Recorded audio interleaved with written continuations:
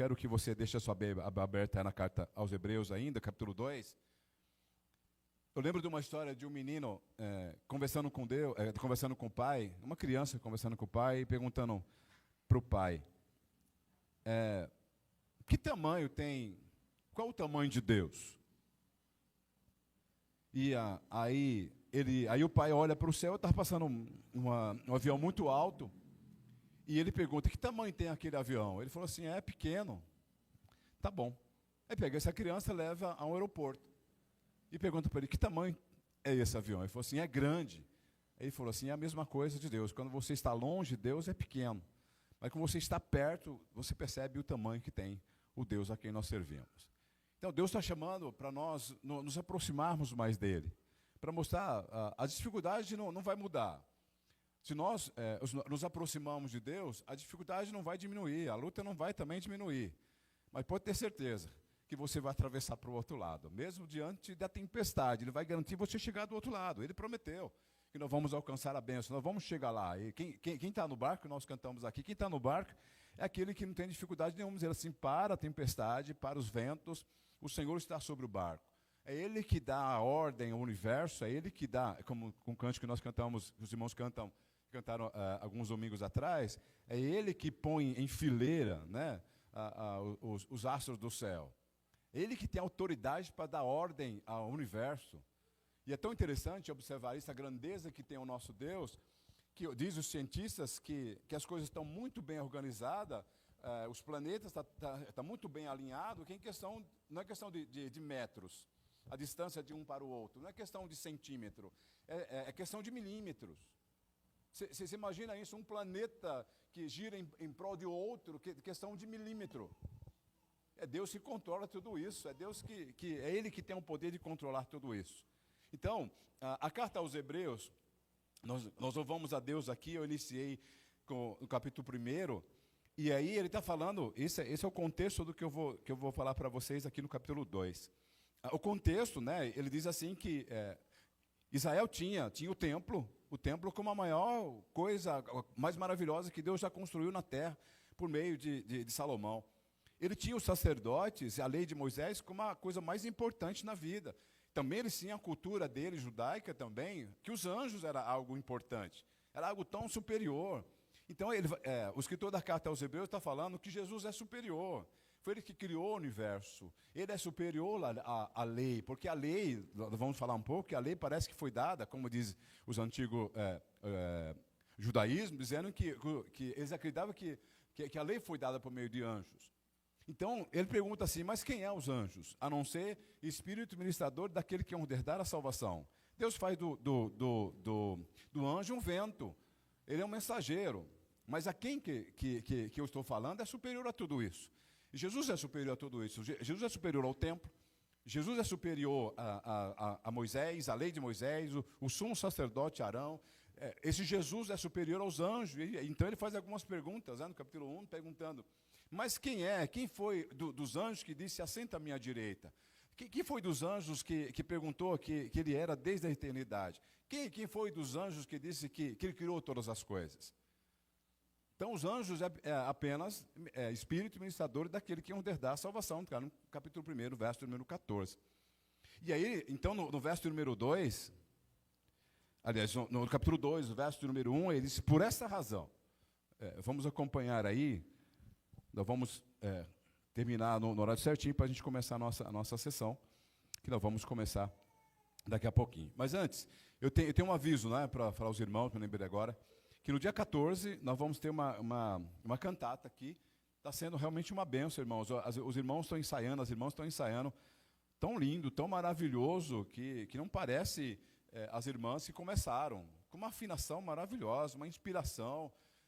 Tem sido um privilégio estar aqui nos ensaios. Não consigo vir todo dia, mas quando eu estou aqui, pelo menos eu ouço em algum lugar que eu estou por aqui. Maravilhoso. Ouço mais uma vez cantando numa altura muito, muito bonita. Numa altura muito alta, afinado. Olha, realmente está sendo uma bênção. Então, nós convidamos você a não faltar nesse dia 14 de dezembro, a nossa cantata aqui, e a origem, né, que vai estar cantando um hino a respeito da criação.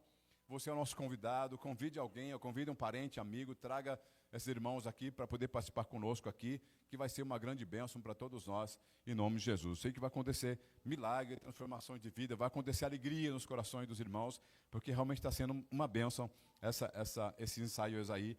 Você imagina todo mundo cantando junto, os homens, as mulheres e também as crianças, o grupo Despertar vai estar também participando também da dança, vai ser realmente fantástico, maravilhoso. Eu convido você a convidar também outras pessoas conhecidas e amigos, irmãos, para estar conosco aqui em nome de Jesus. Quarta-feira nós temos culto de oração e a gente vai prosseguir. Então, no capítulo 2 da carta aos Hebreus, de tudo aquilo que eu falei no capítulo 1, ele está dizendo, por esta razão importa que nos apegamos com mais firmeza às verdades ouvidas, para que delas jamais nos desviemos. Se, pois, se tornou firme a palavra falada por meio de anjos, e toda a transgressão e desobediência recebeu justo castigo, como escaparemos nós, se negligenciamos tão grande salvação? O qual, tendo sido anunciado inicialmente pelo Senhor, foi confirmado pelos que ouviram, dando Deus testemunho juntamente com eles, por sinais, prodígios e vários milagres, e por distribuição do Espírito Santo segundo a sua vontade. Bom, a primeira coisa que o autor está dizendo aqui, que tudo que ele falou aos judaizantes, e aqueles que tinham já se convertido, tem alguns que já estavam voltando para a antiga religião, alguns estavam meio perdidos, se volta, se não volta, porque estavam desanimados, as coisas pareciam não estar acontecendo como eles gostariam de acontecer. E a preocupação do escritor da carta é desconhecido, né? Não foi Paulo que escreveu, alguns dizem que foi Paulo, mas não tem muita certeza, mas também não tem nenhuma certeza quem foi, é desconhecido. Mas foi provada por causa da inspiração, da sabedoria, dos termos judaicos que ele usa, das profecias que ele usa.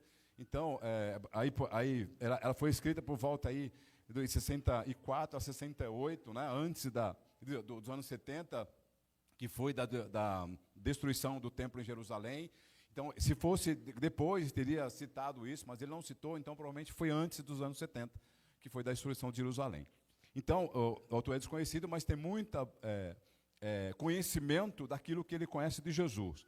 Então, ele fala de tudo, da grandeza que há em Jesus, e tudo aquilo que nós cantamos aqui a respeito de Jesus, e ele diz, por esta razão, irmãos, nos importa que nos apeguemos com mais firmeza, não é só com firmeza, mas com mais firmeza. As promessas, as palavras ouvidas a respeito das verdades ouvidas, falando do Evangelho. Paulo disse que o Evangelho é o poder de Deus, está no capítulo 1 de Romanos, verso 16. O Evangelho é o poder de Deus. Deixa eu compartilhar algo com vocês aqui, fazer entre parênteses aqui. Eu vi, infelizmente, as pessoas, tem algumas, né, que estão fazendo do Evangelho qualquer coisa. Então, elas inventam qualquer coisa para animar o povo. A palavra não é mais a força que nós, como igreja, precisamos para continuar. Então, eles estão aumentando alguma coisa, o risco, irmão, é de colocar fogo estranho no meio. Eu vi recebi um vídeo de uma igreja, não lembro, e também se eu lembrasse eu ia falar o nome, de uma multidão de gente, né? Mas tinha um grupo de louvor cantando, e atrás tinha um telão enorme, estavam cantando um louvor que falava sobre o leão que ruge, né? E quando eles cantavam a letra, a palavra que falava do leão está rugindo, aparecia um leão fazendo um barulho que tinha mais aquele monte de pelo, né? Era mais chifres do que pelo. Então as pessoas não estão percebendo isso. Quando aquele leão aparecia na tela, as pessoas estavam tocando, cantando, se assustavam do barulho que fazia. Então as pessoas estão tentando colocar uma outra coisa para animar o povo, quando na verdade traz alegria, que traz segurança, que traz avivamento, não é essas coisas. É oração, é jejum, é leitura da palavra de Deus, é uma vida com Deus. Quando eu mudo isso, quando eu trago uma outra coisa no lugar que eu deveria estar falando do poder que há de transformação que é o Evangelho, eu causo na vida das igrejas, ou da igreja, ou das pessoas que estão me ouvindo, uma frieza espiritual. Qualquer coisa desvia, qualquer coisa vai se afastar, porque elas não estão enraizadas na palavra. Então, por esta razão que Jesus é superior, nós precisamos apegar com mais firmeza. Irmãos, o que a gente tem ouvido, o que a gente tem visto, já é dito pelo próprio Jesus e também pelo apóstolo Paulo, quando ele disse que nos finais dos tempos as coisas ficarão muito difíceis. As pessoas não iriam mais suportar essa doutrina. Elas iam precisar de pessoas com palavras bonitas, palavras maravilhosas, para coçar os seus ouvidos. Está cheio por aí dessas pessoas assim. E qual é a nossa responsabilidade? Mas essas coisas são antigas. Pois é, irmãos, essas coisas são antigas, mas são as que permanecem. Foi aquilo que Jesus ensinou, é isso que vai fazer valer na minha e na sua vida a resistência para as coisas que têm acontecido diante do mundo. Como é que a gente vai resistir às tentações?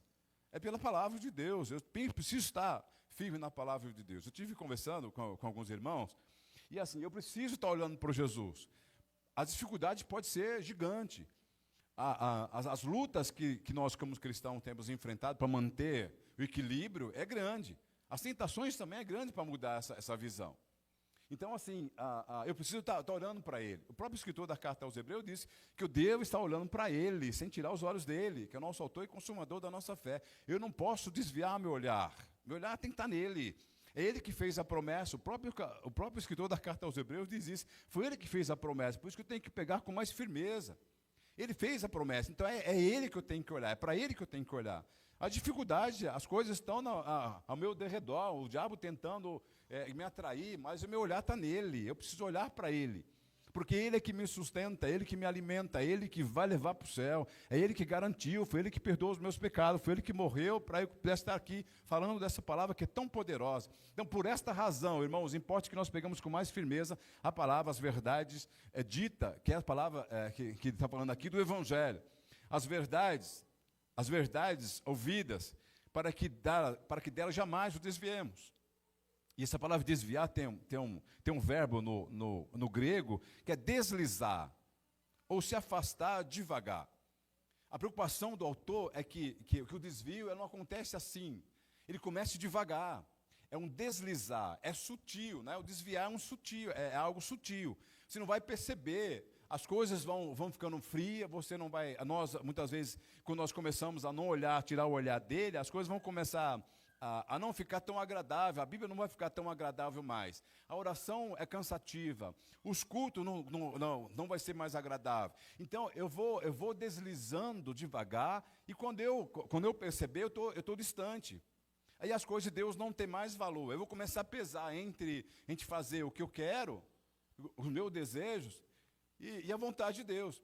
Então a preocupação do autor aqui é que o desvio acontece devagar, sem você perceber. Quando você não está mais à vontade, mais tendo vontade mais de Deus, você percebe que está muito distante dos princípios de Deus. E depois começamos a dizer assim: Deus, por que o Senhor não me abençoa? Por que o Senhor não faz isso? Por que o Senhor não faz aquilo? Mas você já está desviado, você já está afastado. Nós já nos afastamos sem perceber.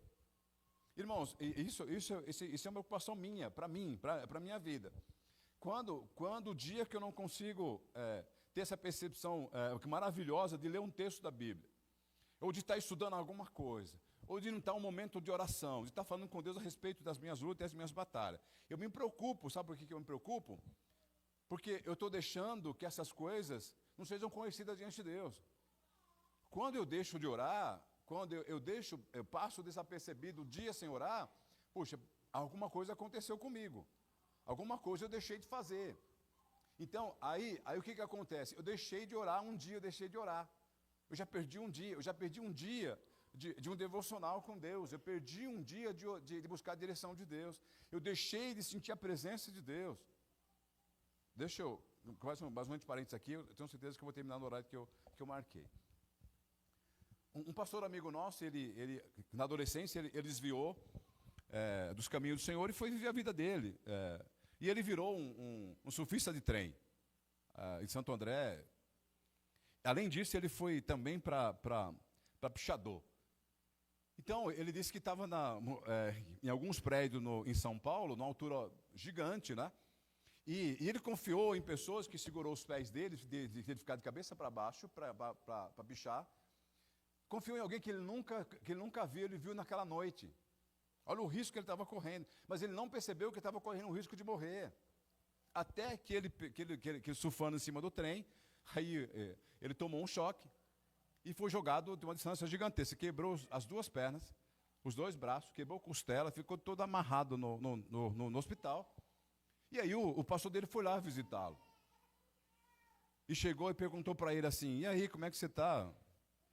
Ele disse, eu estou aqui, todo quebrado. Mas o que aconteceu? Eu estava fazendo isso, estava fazendo aquilo, fazendo isso, fazendo aquilo.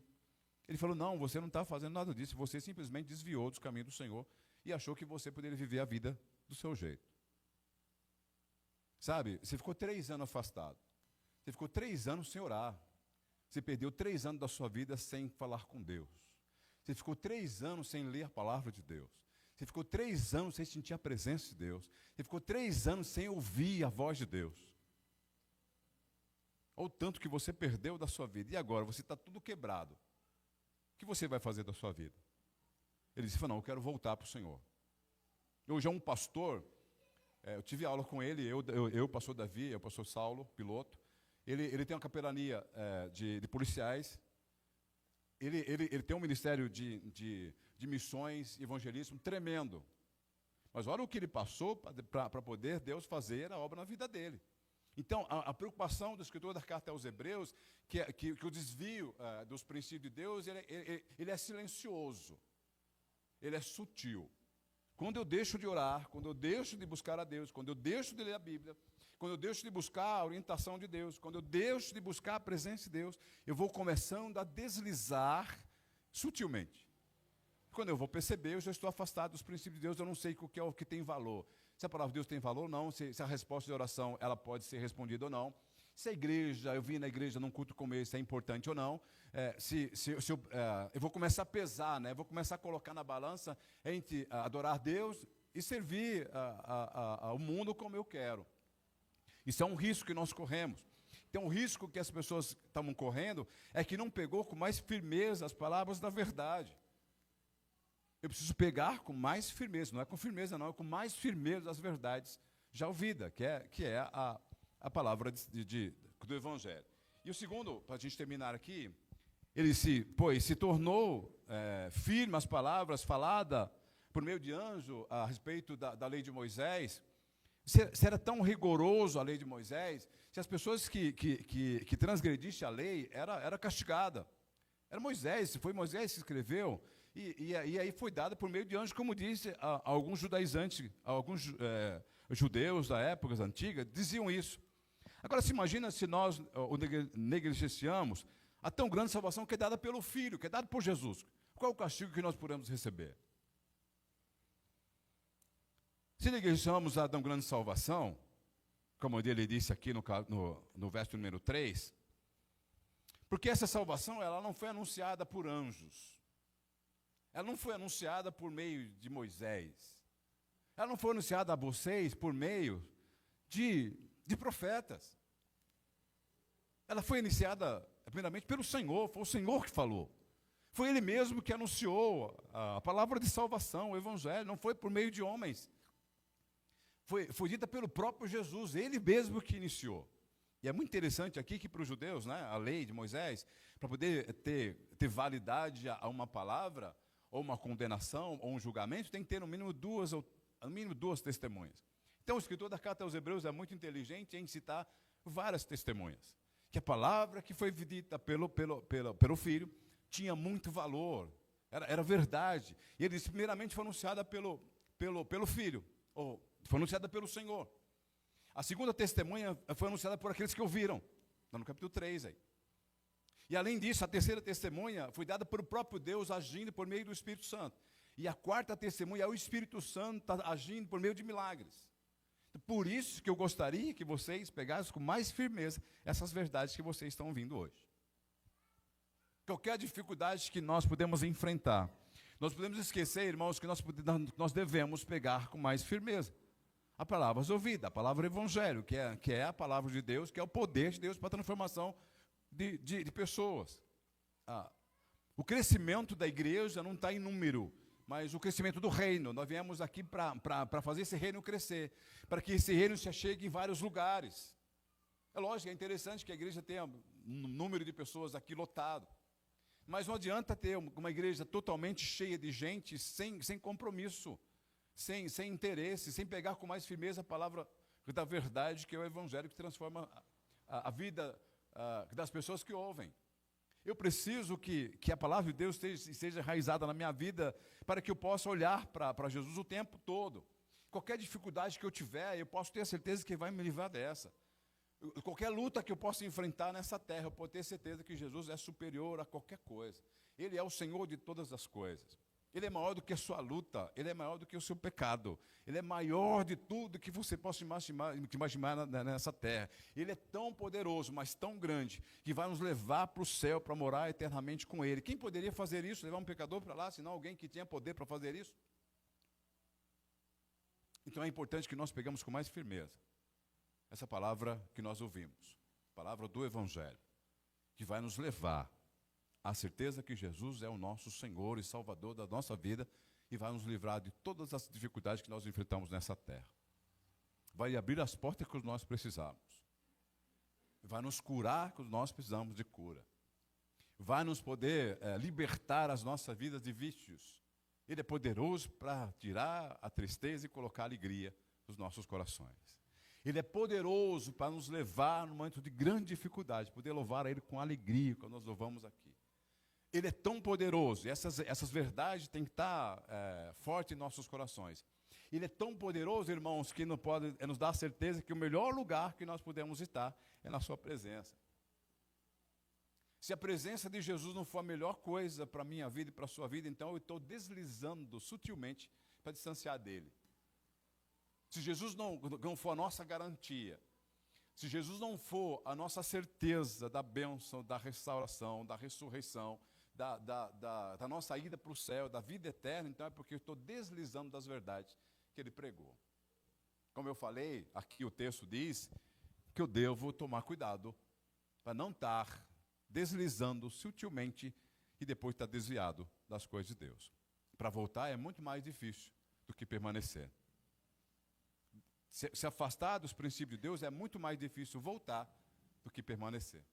Permanecer é muito mais fácil do que voltar, de poder se aproveitar das coisas do mundo, porque o diabo vai tentar tudo para que você não volte. Então, antes de desviar, é melhor pegarmos com mais firmeza as palavras da verdade aqui, já dita por Jesus, por aqueles que ouviram, por ter Deus dando testemunho por meio do Espírito Santo e por aquilo que o Espírito Santo está ministrando em nosso coração. Saia daqui, irmãos, na certeza que eu e você precisamos estar com o coração firme nas palavras que ouvimos, no Evangelho de Jesus Cristo, que ainda continua sendo o mesmo. Não misture as coisas. Não deixe que outras coisas possam te ajudar a entender a grandeza de Deus, senão a palavra. Não misture, não coloque nada além do Espírito Santo para te guiar. Não coloque nada para trazer alegria para você, senão a oração, a consagração, a vida com Deus. Não coloque nada estranho na relação entre você e Deus. Não coloca nada que possa atrapalhar o teu relacionamento com Deus. Não coloca nada, não.